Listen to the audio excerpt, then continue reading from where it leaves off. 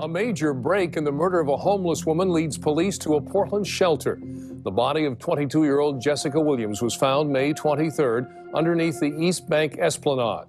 Tonight, 11 people are behind bars in connection with her death. They range in age from 16 to 27.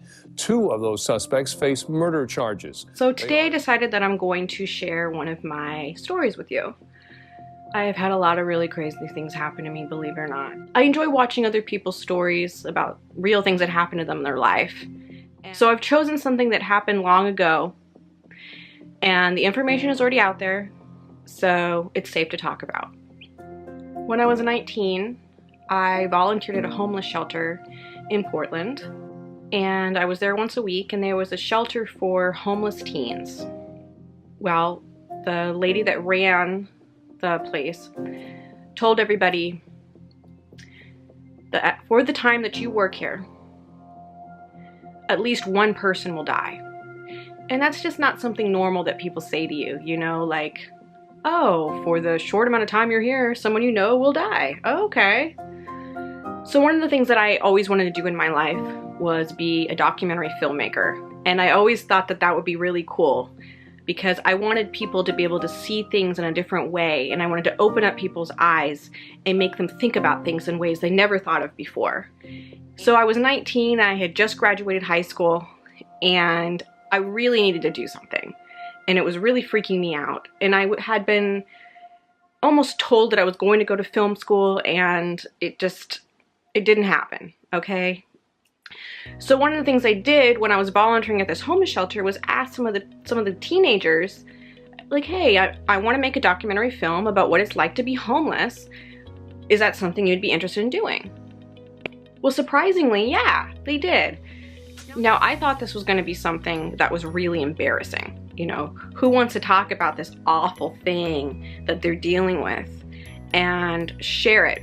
But then that's when I started realizing is that a lot of these people didn't feel like anyone cared about them. And taking their picture and filming them and talking to them about their life meant that they mattered. So a number of things happened when I volunteered at the homeless shelter. I got too much attention, and so I was told that it wasn't okay for me to be there anymore. But I already had the connections with the people there, so I went on and started filming. So I met up with a lot of the homeless teenagers on the street, and they showed me where they slept. And they showed me how they got food, and they showed me how it was, you know, what happened to them and how they got in the situation. Some of the stories were just so awful, you know, it was that their families just abandoned them, or they were being abused at home and they had no choice, so they ran away. This story is gonna be a little bit hard for me, I think. I haven't thought about this in a long time, and I didn't think it was gonna upset me. Okay. So I spent about 3 months filming and editing this thing, and spending almost every day going downtown and, you know, kind of living it with them in a way. But let me get to the point, okay? So I was editing the film one day, and I had interviewed this guy named Jimmy. He was 19 years old. We had sat on the dock in downtown Portland, and it was really the saddest story out of all of them, because his mom put him in foster care when he was young just because her boyfriend didn't like children. So as I was editing his piece and I had his interview up on my screen, I got the news that he had been arrested for murder. I had just interviewed him about a month ago. So within the month of me interviewing him, he was arrested for murder. Jessica Williams lived with her family in Milwaukee, but she hung out with homeless teens. Police say she was killed under the bridge along the Esplanade, and they've since charged Carl Alsop, Danielle Cox, and Jim Stewart with her murder. 19-year-old Kristen Zuhl knows Stewart. I would never think it would be him at all. I'm Jimmy. I'm 18. She interviewed him this spring for a documentary on homeless youth. I mean, I didn't know what to think. I didn't know what to do. You would have never thought that this little skinny 18-year-old guy would have done something like that. And as I was learning about the streets and all of that, I started seeing that sometimes you're just forced into situations, and I didn't know what to think. Now my documentary took a quite interesting turn, and I knew this was going to be the ending of the film. Because as you're going on, I had no idea where this was going, and I was just following the story, and then it was like, wow, here it is. So I told my dad, and he called one of the local news stations, and I had done some job shadowing when I was in high school with one of the news reporters, and I had followed her around, and she showed me what she did and all that. So we called her, and she said, well, I'm not actually on this story, but I'm gonna send you over to one of my reporters that is. So I had a news crew come to my house and interview me about this. The other thing that was funny was we couldn't get a hold of my mom, and so she showed up to having, you know, Channel 6 in our living room. Well, that's my life, what can I say? So for a long time I was getting reporters calling me and asking me to be the expert on the homeless or whatever, all this ridiculous stuff, and I had the police talk to me, and it was quite an interesting, sad time. You know, I didn't really know what to say because I hadn't talked to him and he was in jail, so I didn't have the answers. And a long time it was a question as, you know, did he do this or not, and all that. And as time went on, I started seeing that there was like 12 people involved, and there was this older guy.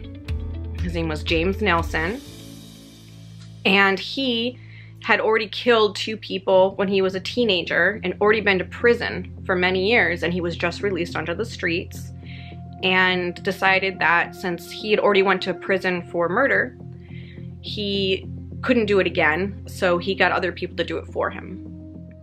And he had convinced these other teenagers to kill this girl that was, you know, mentally disabled. And as much as I think it was great for my film, it was the craziest turn, and it didn't really upset me at the time, but it upsets me now.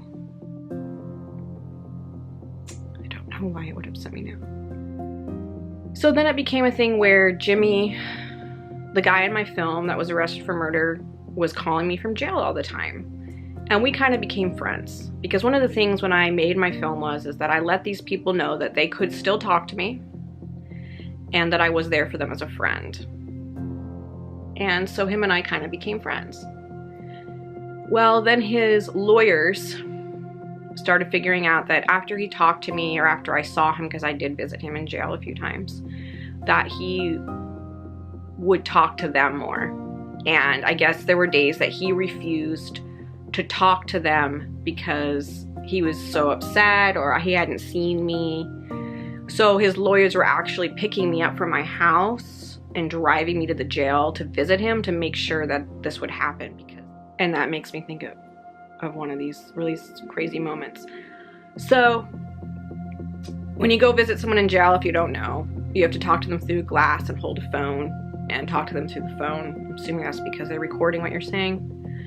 And one of the times he looked at me and I told him I'd always tell him the truth. And he said, "Am I gonna be okay?" And I knew in my heart the answer. And I said, "You know, I'm not gonna lie to you. I don't think so." And I don't know if he was asking me about the outcome of his case or his life.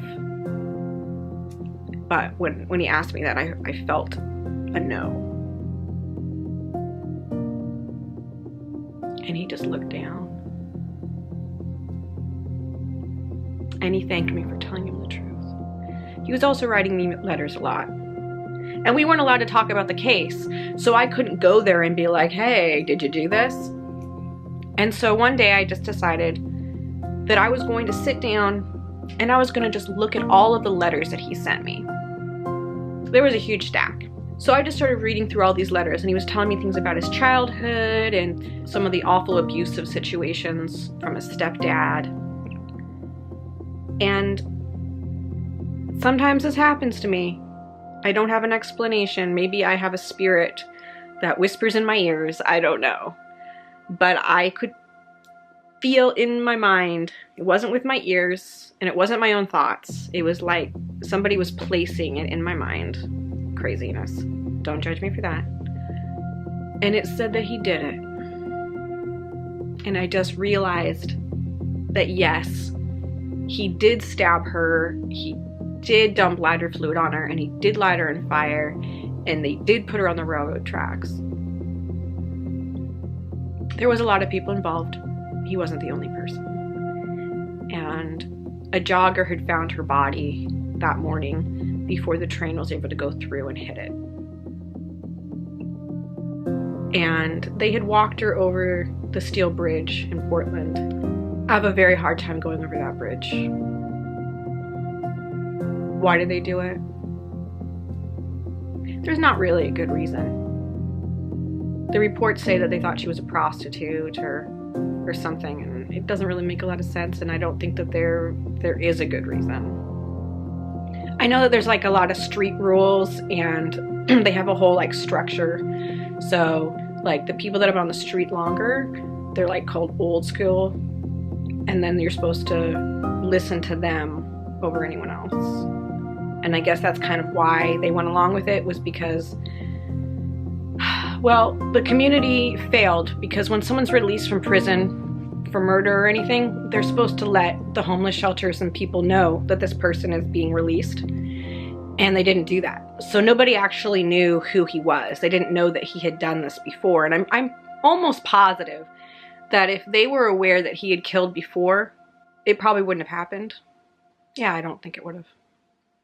I wasn't there. I can't say. I would like to believe it wouldn't have. I guess that's what I should say. An author come out and was writing a book on James Nelson, the old guy, about street life and his life, and wanted to interview me about what I knew. And she come out and met me and interviewed me about it. So I'm actually featured in that book, and that book is called All God's Children by Renee Deadfield.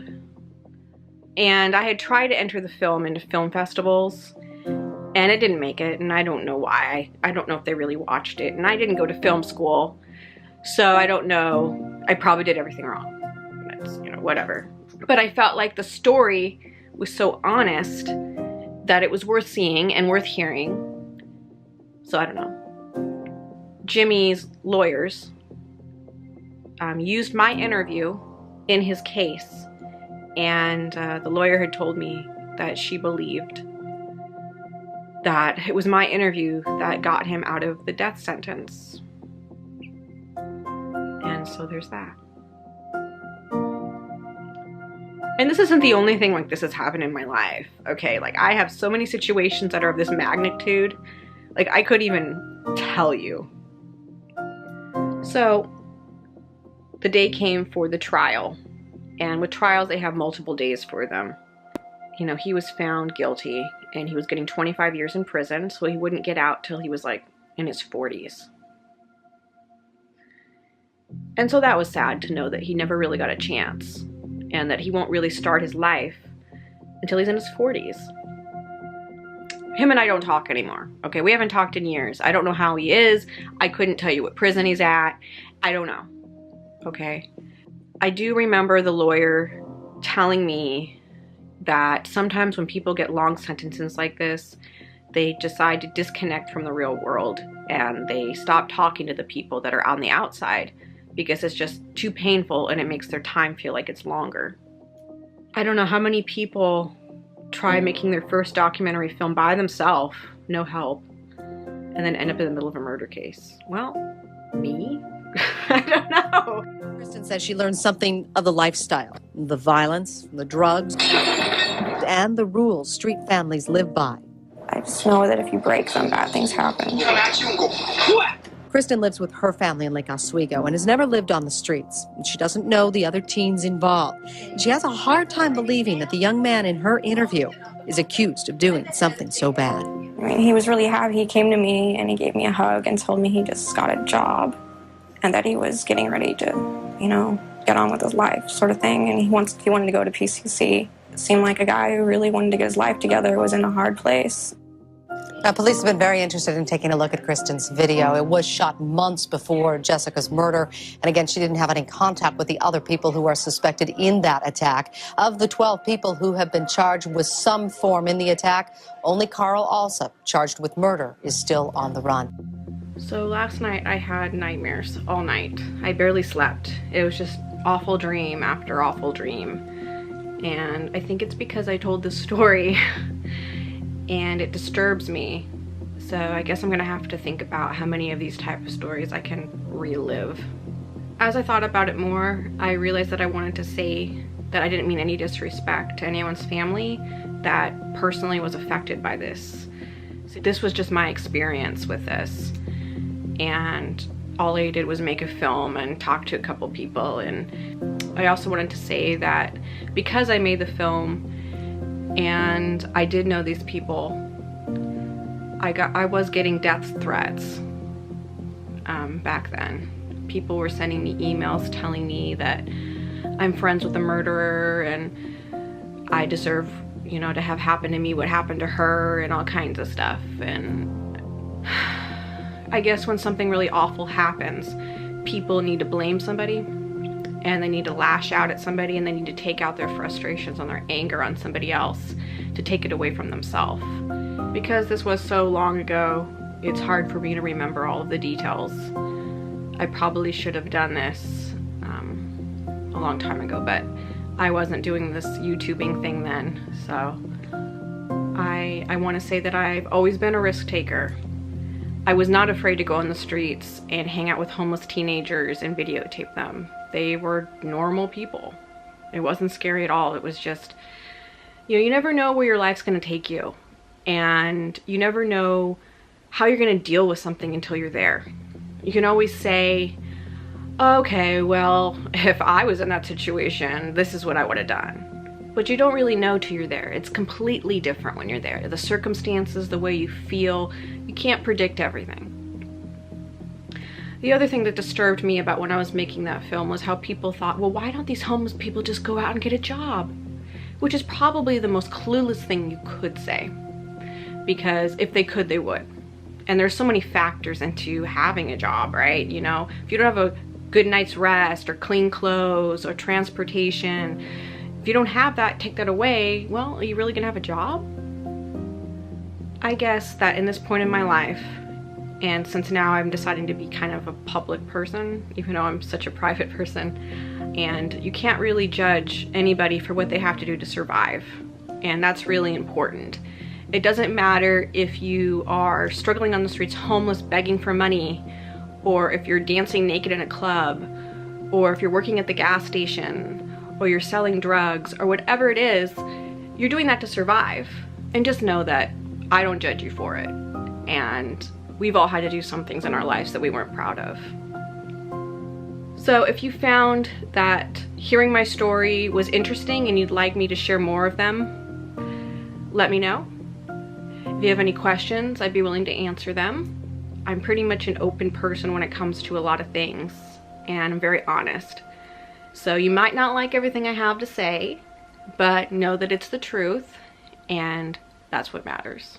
Thank you for watching, and I'll see you next time. I'm Jimmy. I'm 18. I've lived in Portland for 18 years. I've been all over though, so I've been homeless for about, just from the age of 12 till now. If you could be anywhere right now, where would you be? Home. With my mom, my brother and sister, going to school.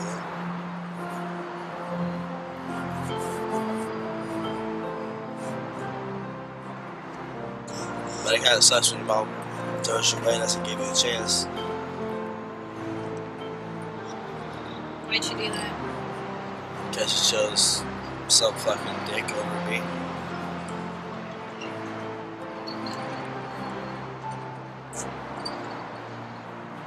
You think you'll see her again? No. Well, it's not this lifetime.